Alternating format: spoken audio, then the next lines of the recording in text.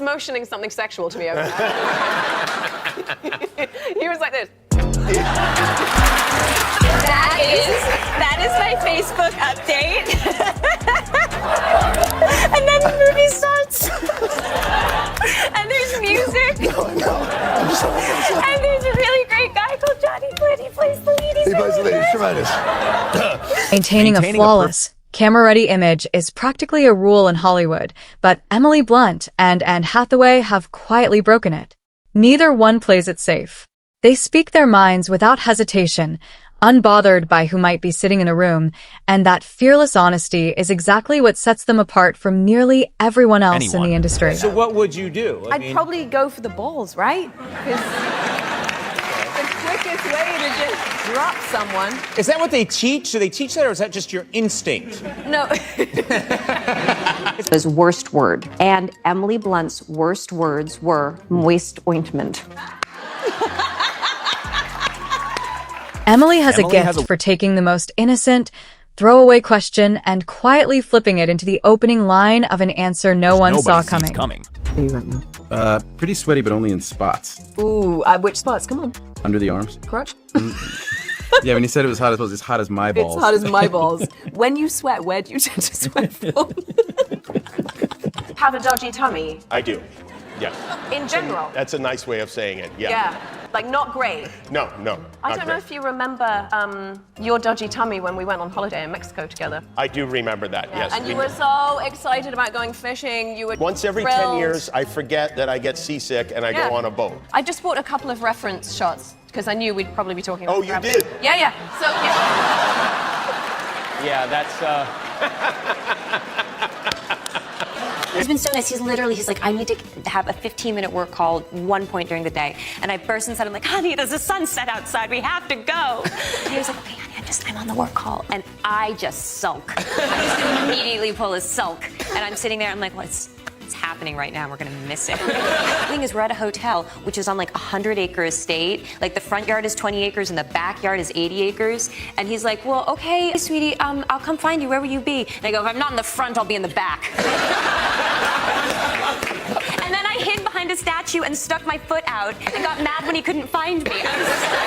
All the praise for Mary Poppins held strong for just a few seconds before one unexpected remark quietly pulled the entire story off course, sending it somewhere no one in the room had planned for. I mentioned to someone that I'm playing Mary Poppins. They go, Mary Poppins! Like, they're just sort of so in Dick Van Dyke. The accent? It's not a Cockney accent. It's not. But did it bother you as a kid? No, I mean, I didn't notice it at all. And, you know, my mum, who is very well-spoken, was like, I mean, I think we look back on it with great fondness. Dick Van Dyke was slightly backhanded compliment.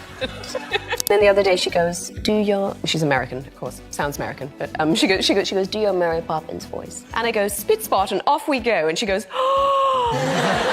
And it was just so sweet, and they quite like impersonating. Matthew McConaughey's charm was nothing and Hathaway hadn't seen before. But something shifted once she started acting just a little differently whenever he was around.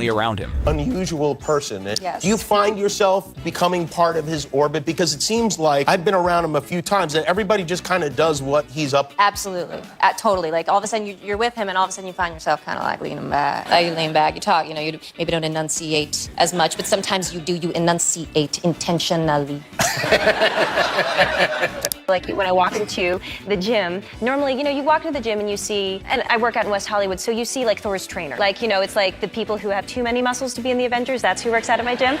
And so I see them and I would normally walk in and feel so intimidated. But I walk in and I'm like, yeah, I work out with 5-pound weights, but I pushed a baby out my body. I feel good right now.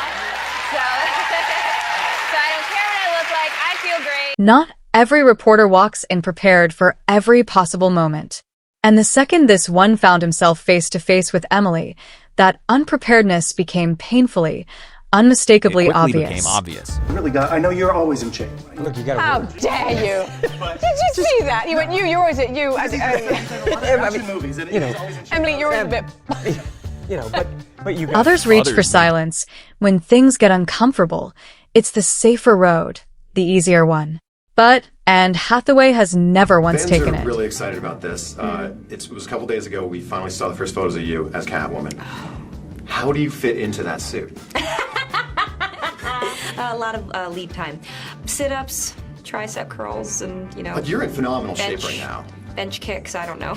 How much Thank you. weight have you lost to get into this shape right now? You did not just ask me that No, I'm just question. saying, you're like, what a forward whoa. young man you are.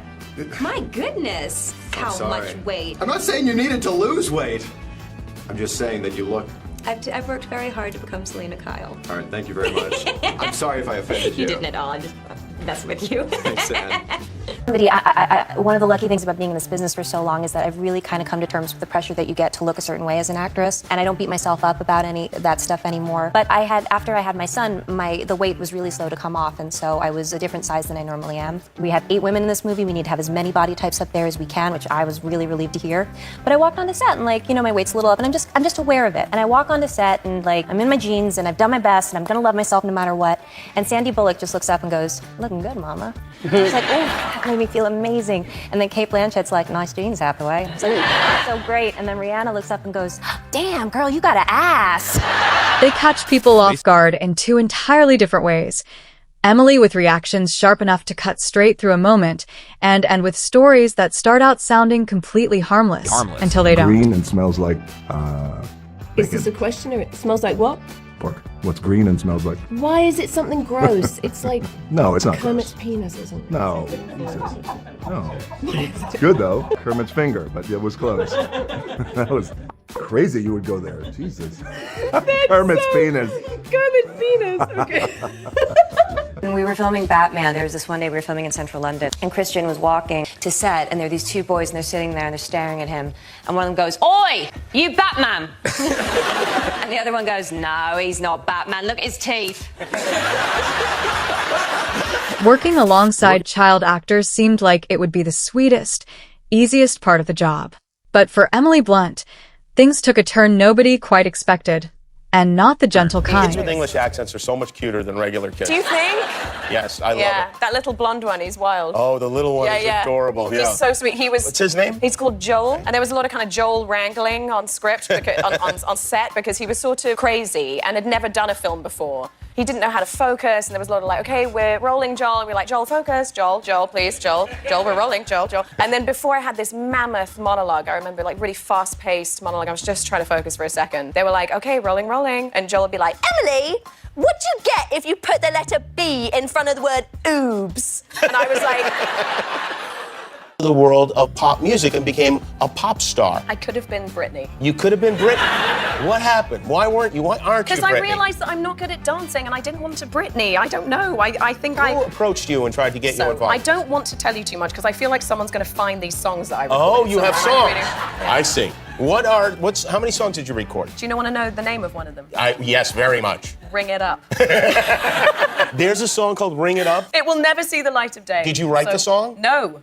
Emily Blunt's dream of becoming Britney Spears seemed completely untouched, perfectly intact, right up until Anne Hathaway decided she had something to say about it and stepped in without warning. But Anne Hathaway, you also do an impression. I do Britney Spears.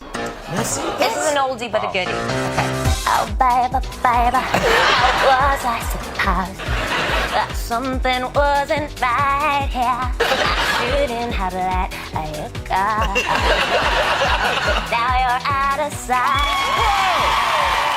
Yo, I'm a paparazzi. I don't play no Yahtzee. I go pop, pop, pop, pop, pop, pop. See, I tell the truth from what I see and sell it to Perez Hilty. Call me Scuzzy, making money. That's my job, celeb photography. What? Hell no, I'm not needy. I'm legit, not stockerazzi. That you from Jersey. Pop, pop, pop, pop, pop, pop, pop. Scream all you want, won't make me stop, pop. I know you love to feel my pop.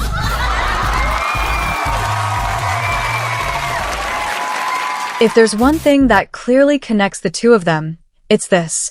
The more pressure stacks up around them, the more effortlessly they seize control of the entire conversation. And the way this award season's turned out wasn't that much of a rivalry, so just let it go!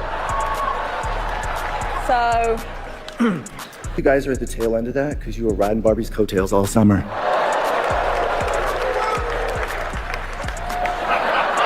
Thanks for Ken-splaining that to me.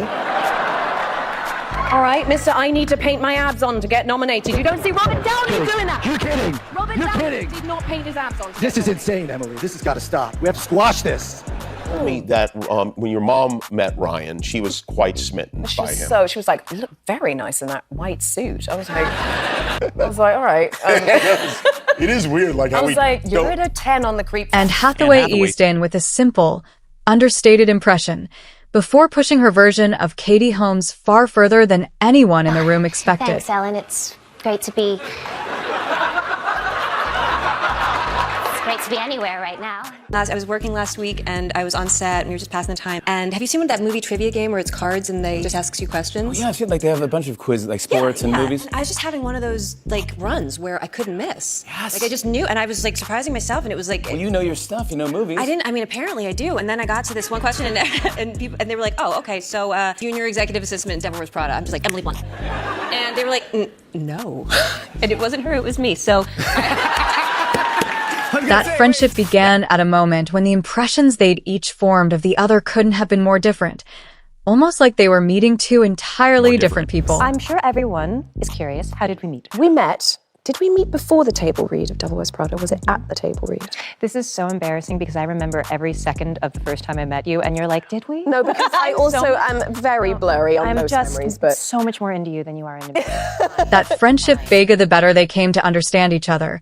The more comfortable they got dropping one another into hilariously awkward situations. And honestly, that's exactly what makes their friendship so special to watch. And at a moment when the impressions they'd each formed of the other couldn't have been more different.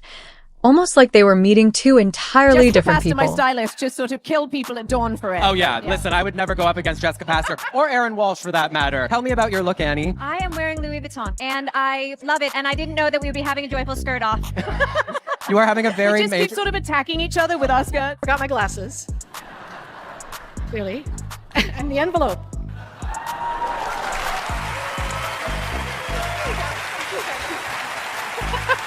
Oh God. Oh my God. Oh, where does the character end and the actor begin? Well, as we've just seen, Meryl and Miranda Priestley are sort of like twins, right? I don't think I'm anything like Miranda No, Priestley. that wasn't a question.